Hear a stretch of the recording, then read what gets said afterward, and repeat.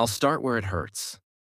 The day I found it, a small tube tucked in the side pocket of her bag. Men's lubricant. Not ours. Never ours. I froze, fingers pressed against the fabric like I was touching a live wire. My wife, my partner of 8 years, had never brought anything like that into our home. Not for me, not for us. That tiny object said more than words ever could. She was cheating. I didn't scream. I didn't confront her. I just zipped the bag, placed it back, and walked away. My face calm, my chest burning. That night, while she showered, I sat on the edge of the bed, replaying years of memories like reels of film. Her laugh at our wedding, her tired smile after our first miscarriage, the nights she held my hand when I couldn't sleep. For a moment, I doubted myself. Maybe I misunderstood. Maybe there was an explanation. Then I remembered the late work meetings, the locked phone, the way she started sleeping on the far edge of the mattress. Number, I wasn't wrong. That tube wasn't a mistake. It was a signature. And signatures are permanent. Revenge never comes immediately. It simmers like tea left on low flame, growing darker and stronger until it can no longer be ignored. For days, I played the loyal husband, kissed her cheek, cooked dinner, listened while she pretended to be tired. But behind the mask, I sharpened knives. Not literal ones, but the kind that cut deeper. I started with information. I checked her texts while she slept, her phone slack in her hand like a guilty child's. His name? Kareem. Married, 2 kids. Their conversations weren't just physical, they were emotional. She shared with him what she no longer shared with me. That was worse than the sex. I didn't confront her. I documented everything. Screenshots, copies, proof stacked neatly in a folder only I knew about. Insurance for later. Then came the tube, that mocking silver cylinder. One evening, she left it on the living room table while showering. I moved. Unscrewed the cap, emptied it, replaced it with clear, unforgiving superglue. Viscous. Final. I sealed it with surgical precision. No trace. Days passed. She grew careless, confident in my blind devotion. I watched her pack that bag for work meetings, my hands steady. Heart ice. I imagined what would happen when she and Kareem finally used it.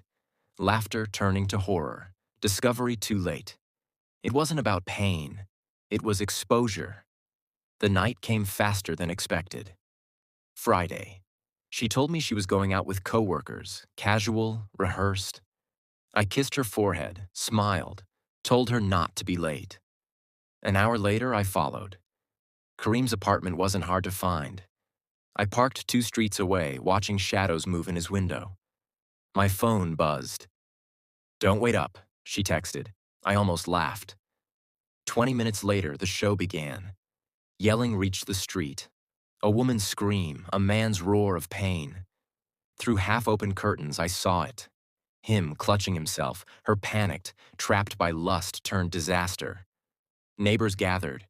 Someone called an ambulance. Lights flashed red and blue against the walls.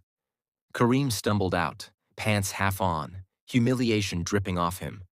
My wife followed, tears streaming, trying to explain the unexplainable. Everyone knew. They weren't just caught, they were ruined. But I wasn't done. The next morning, while she slept in the guest room, broken from shame, I printed the screenshots, bound them in a manila envelope, and sent copies to Kareem's wife, his HR department, and finally to her parents. Fallout? Nuclear. Kareem's wife filed for divorce. His company suspended him. My wife's parents called me, voices heavy, asking how she could betray the man who gave her everything. When she woke, her bags were packed at the door. My silence was colder than any curse. She begged, cried, promised it meant nothing. But her tears were for herself, not me. I handed her the divorce papers, told her I wanted nothing but freedom. I didn't shout, I didn't insult. I signed, placed the pen in her trembling hand, and walked away. Revenge isn't fire. It's ice. It freezes slowly, and the betrayer is trapped in a glass cage they built themselves. When people ask why I look calm, I smile. They don't know the satisfaction of silence, the beauty of letting someone destroy themselves with the very tools they hid from you. She thought she was clever. She thought I was blind. But I saw everything. I waited. I chose my moment.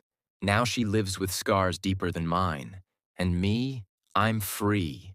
I lost a wife, but I gained something far greater. The reminder that betrayal only has power if you let it. The best revenge is not anger. It's control. And control is something I never lost.